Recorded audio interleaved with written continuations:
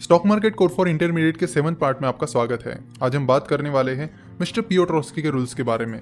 Last lecture में हमने mister पियोट्रोस्की के पहले 3 क्राइटेरियाज के बारे में बात की थी। उनके टोटल 7 क्राइटेरियाज है, तो आज हम बाकी के 4 क्राइटेरियाज के बारे में बात करेंगे। तो हमने देखा था कि मिस्टर पियोट्रोस्की का तीसरा क्राइटेरिया था कि कंपनी का कैश फ्लो फ्रॉम ऑपरेशंस 0 से ज्यादा होना चाहिए, यानी माइनस में नहीं होना चाहिए।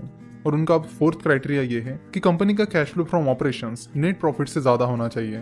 तो कैश फ्लो फ्रॉम ऑपरेशंस आपको कंपनी के कैश फ्लो स्टेटमेंट से मिलेगा और नेट प्रॉफिट कंपनी के प्रॉफिट एंड लॉस स्टेटमेंट में। चलो देखते हैं। सो अगर आप टीसीएस का कैश फ्लो फ्रॉम ऑपरेशंस देखोगे तो वो है 28,593 करोड़, और अगर आप टीसीएस का नेट प्रॉफिट देखोगे तो वो है 31,562 करोड़, जिसका मतलब है कि टीसीएस का कैश फ्लो फ्रॉम ऑपरेशंस उसके नेट प्रॉफिट से ज्यादा नहीं है।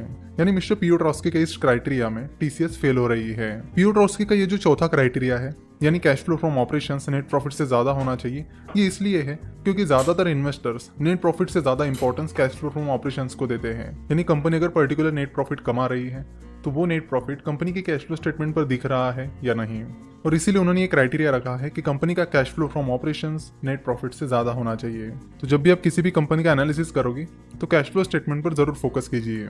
अब बात करते हैं 5th क्राइटेरिया की। 5th क्राइटेरिया ये है कि कंपनी का इस साल का long term debt to asset ratio पिछले साल के long term debt to asset ratio से कम होना चाहिए।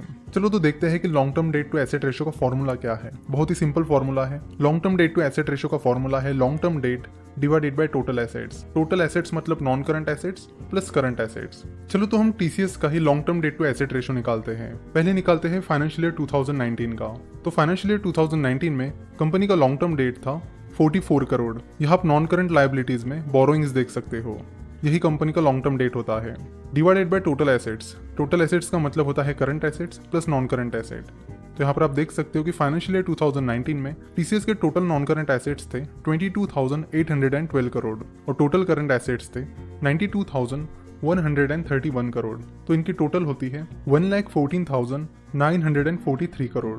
तो यही कंपनी का टोटल एसेट्स। तो long term debt divided by total assets is equal to 44 crore divided by 1,14,943 crore multiplied by 100 is equal to 0.03%। तो फाइनेंशियल ईयर 2019 में टीसीएस का long term debt to asset ratio है 0.03%। अब बात करते हैं फाइनेंशियल ईयर 2018 की। फाइनेंशियल ईयर 2018 में टीसीएस की लॉन्ग टर्म बोरोइंग है 54 crore divided by total assets. तो फाइनेंशियल ईयर 2018 में कंपनी के टोटल नॉन करंट एसेट्स थे 25,072 करोड़ और कंपनी के करंट एसेट्स थे 81,224 करोड़, जिनकी टोटल होती है 1,06,296 crore. So long term debt that is 54 crore divided by total assets that is 1,06,296 crore multiplied by 100 is equal to 0.05%। तो जैसे कि मिस्टर पियोट्रोस्की का 5th फॉर्मूला है कि कंपनी का long term debt to asset ratio उसके पिछले साल के long term debt to asset ratio से कम होना चाहिए, वो चीज टीसीएस के लिए लागू हो रही है। क्योंकि फाइनेंशियल ईयर 2019 में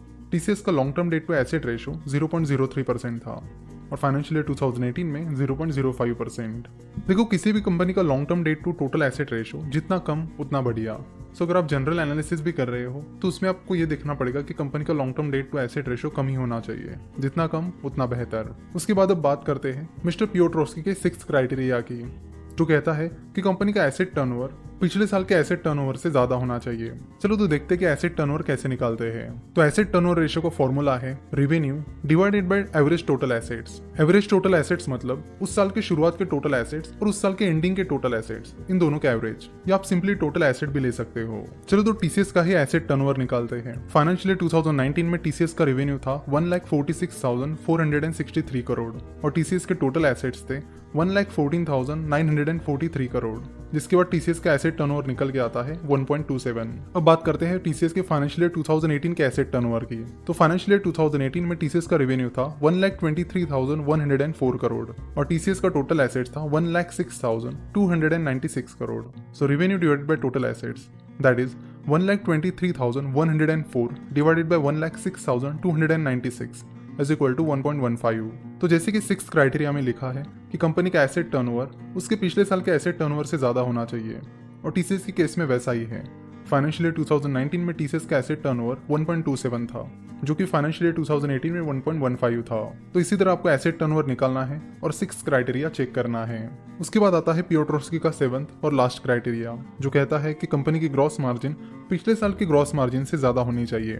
तो ग्रॉस मार्जिन कैसे निकालते हैं इसे देखते हैं। कंपनी का जो रेवेन्यू होता है उसमें से अगर आप COGS that is cost of goods sold minus करोगे तो आपको कंपनी का ग्रॉस प्रॉफिट मिलेगा। लेट्स से कि किसी कंपनी का रेवेन्यू है 100 करोड़ और कंपनी की कॉस्ट ऑफ गुड्स सोल्ड यानी कंपनी की उस प्रोडक्ट की मैन्युफैक्चर करने की और मार्केटिंग वगैरह करने की जो कॉस्ट है वो सारी मिलाकर 30 करोड़ है। तो उसके बाद कंपनी का जो ग्रॉस प्रॉफिट रहेगा वो रहेगा 70 करोड़, यानी revenue minus cost of goods sold that is revenue जो कि 100 करोड़ हमने अज्यूम किया है minus cost of goods sold that is 30 crore is equal to 70 crore. तो 70 करोड़ यहाँ पर हो गया कंपनी का ग्रॉस प्रॉफिट। तो यहाँ पर कंपनी का जो ग्रॉस प्रॉफिट है वो रेवेन्यू के 70% है, इसलिए कंपनी की ग्रॉस मार्जिन हो गई 70%। तो इसी तरह आपको ग्रॉस मार्जिन निकालनी है, यानी आपको ये निकालना है कि कंपनी का जो ग्रॉस प्रॉफिट है वो रेवेन्यू के कितना परसेंट है। तो ग्रॉस मार्जिन निकालने के लिए आपको जाना होगा कंपनी के प्रॉफिट एंड लॉस स्टेटमेंट पर।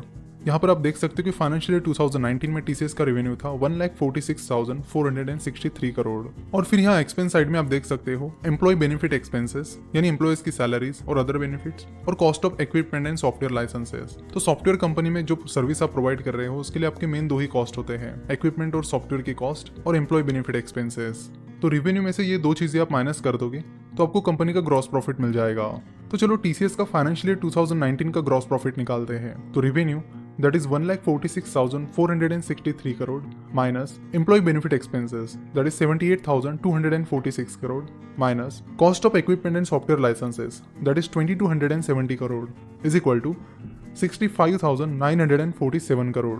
तो यह है टीसीएस का फाइनेंशियल ईयर 2019 का ग्रॉस प्रॉफिट। तो 65,947 करोड़ कंपनी के रेवेन्यू का यानी 1,46,463 करोड़ का 45% है। तो फाइनेंशियल ईयर 2019 में टीसीएस की जो ग्रॉस मार्जिन थी वो थी 45.02%। चलो तो सेम चीज फाइनेंशियल ईयर 2018 के लिए करते हैं। फाइनेंशियल ईयर 2018 में कंपनी का रेवेन्यू था 1,23,104 करोड़ माइनस कंपनी के employ benefit expenses that is 66,396 crore minus cost of equipment and software licenses that is 2,700 crore is equal to 54,008 crore. चलो अब देखते हैं कि 54,008 करोड़ कंपनी के टोटल रेवेन्यू यानी 1,23,104 करोड़ के कितना परसेंटेज है। तो ये सिंपल बेसिक कैलकुलेशन करने पर आपको पता चलेगा कि 54,008 करोड़ 1,23,104 करोड़ के 43.8% है, यानी फाइनेंशियल ईयर 2018 में टीसीएस की ग्रॉस मार्जिन थी 43.8%। तो मिस्टर पियोट्रोस्की का फॉर्मूला कहता है कि कंपनी का इस साल का ग्रॉस मार्जिन पिछले साल के ग्रॉस मार्जिन से ज्यादा होना चाहिए और टीसीएस के केस में वही हो रहा है। फाइनेंशियल ईयर 2019 में टीसीएस की ग्रॉस मार्जिन 45% थी, जबकि पिछले साल यानी फाइनेंशियल ईयर 2018 में वो 43.8% थी। तो ये थे मिस्टर पियोट्रोस्की के 7 क्राइटेरियाज। अगर आपको उनकी मेथड फॉलो करनी है तो आपको ऐसी कंपनीज ढूंढनी पड़ेगी जो ये सातों के सातों क्राइटेरियाज क्लियर करे। अगर इनमें से एक भी क्राइटेरिया में वो कंपनी नहीं बैठती है तो मिस्टर पियोट्रोस्की के अनुसार वो कंपनी आपको नहीं खरीदनी चाहिए। तो जैसे कि आपने देखा कि हमने कई सारे अलग अलग इन्वेस्टर्स की मेथडोलॉजीज देखी, जिसमें हमें पता चला कि एनालिसिस करना कोई आसान काम नहीं है। उसके लिए आपको काफ़ी सारी मेहनत करनी पड़ती है, काफ़ी सारे रेशोज, काफ़ी सारा बाकी एनालिसिस भी करना होता है।